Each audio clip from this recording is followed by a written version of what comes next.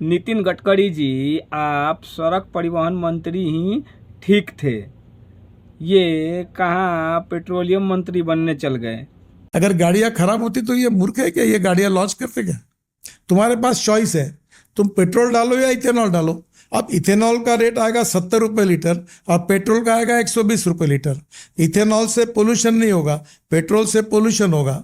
आपके पैसे बचेंगे और किसानों को फायदा होगा। Tata, Mahindra, Hyundai, Toyota, Suzuki, ये सबके मॉडल फ्लेक्स इंजन क्या है। बजाज, टीवीएस, हीरो, होंडा, इन्होंने 100% इथेनॉल की मोटरसाइकिल लाई।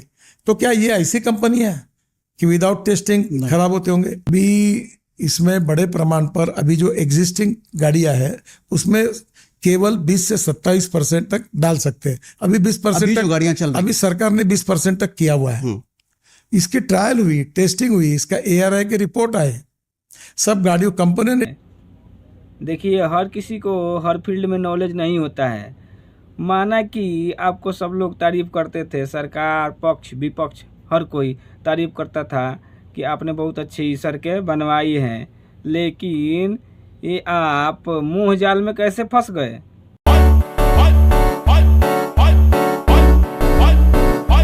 मैंने महाभारत में ही सुना था कि धृतराष्ट्र जो हैं वो पुत्र मुंह में फंस गए थे, और इस कलयुग में हमने राहुल गांधी की माताजी इंदिरा जी को देखा, मुलायम जी को देखा, लालू जी को देखा।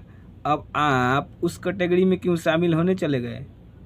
पुत्र मुंह में आप भी पढ़ते दिख रहे हैं। ये इथेनॉल बनाने की आपको क्या ज़रूरत पड़ गई? बताइए, सबका गाड़ी खराब करके रख दिए। अरे महाराज, पुत्र मुंह में लोग ना जाने क्या ये जो कह रहे हैं कि 75 रुपये में पेट्रोल बिकेगा, ये तो भाई साहब 15 रुपये में मिल जाएगा। ये पेट्रोल है? ये पेट्रोल नहीं है, ये तो लग रहा है कि कच्चे आम का जूस है। पेट्रोल एक जगह, कच्चा आम एक जगह। मंत्री जी, आप लोग क्या चाहते हैं? बीजेपी का भट्टा बैठा के मानिएगा क्या? आपने तो ये इथेनॉल मिलाकर सबकी गाड़ियों का माँ बहन एक कर दिया है। अरे महाराज, कुछ रिसर्च तो कर लिया होता पहले इसको बनाने के बाद कि गाड़ी पे क्या इफेक्ट आ रहा है, क्या नहीं आ रहा है। पुत्र मोह जो सता दिया। क्षमा करे महाराज, इतना पुत्र मोह भी ठीक नहीं है। लगाकर खड़े हुए थे। जिस उम्र में आमिर खान को अपने 30 साल के बेटे की शादी करनी चाहिए थी, उस उम्र में वो प्यार रचा रहे हैं, मोहब्बत रचा रहे हैं, और इस उम्र में अभी अपनी ही शादी से वो खुशियां मना रहे हैं। तो इस्लामिक और शरई तरीके से तो ये शादी हुई नहीं है, लेकिन देश के संवैधानिक तरीके से शादी हुई है। अब आती है तीसरी बात। ये सत्यमेव जयते का ज्ञान बांटने वाला आमिर ये ठड़कपन का शिकार हो गया है भाई। ये क्या कर रहा है? मुसलमानों को उधर जाने के लिए ऐलान करके पैसे देकर उनको फंसाया जाए तो उसी दिन बीजेपी की 500 सीट आएगी और फिर इस देश का संविधान बचेगा नहीं। इसलिए आपसे बातें कर रहा हूं। कभी इलेक्शन आ रहा है, बहुत लोग तैयार हो गए वोट बांटने के लिए, और क्या कह रहे हैं?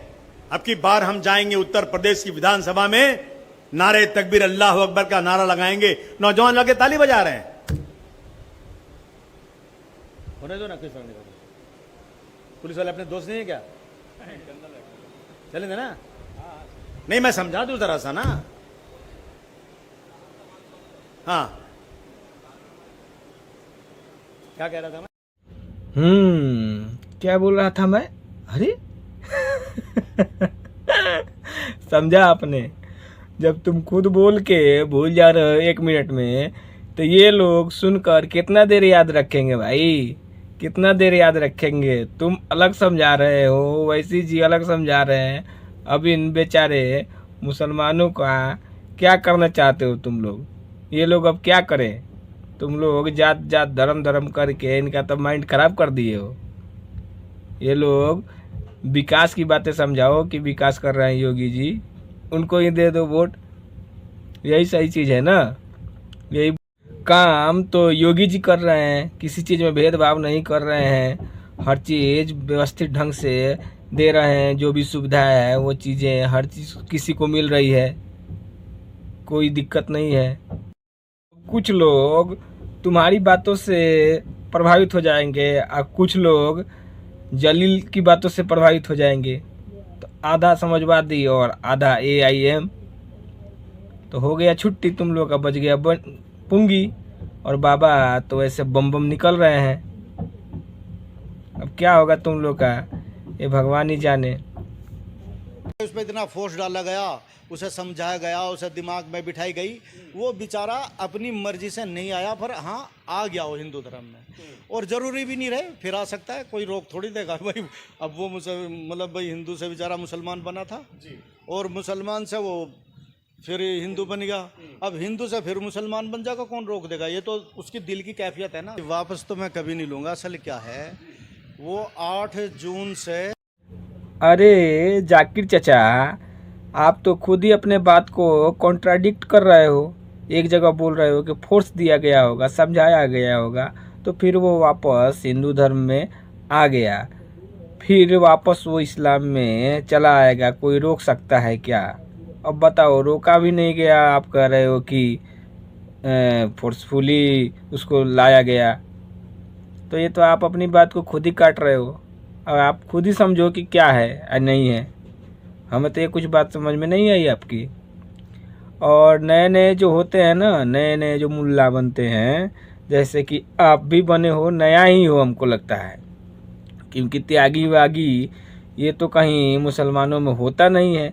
आप भी लगता है कन्वर्टेड ही हैं, इसीलिए इतना इन लोगों की वकालत कर रहे हो। चचा, सनातन की बारी चल रही है, आप भी वापस आ जाओ अपने घर में। लोगों के घरों पे पानी नहीं है पीने को। मैं जिस इलाके से ताल्लुक रखता हूं, औरंगी टाउन, वहां 25 दिन हो गए, 30 दिन हो गए, पानी नहीं है, पीने का पानी नहीं है यार। गुलशन इकबाल जैसा एरिया, डिस्ट्रिक्ट ईस्ट का, ऐसे एरिया जहां पे पानी आ जाता था, वहां पे भी पानी नहीं आ रहा है। 15-15, 20-20 दिन हो गए।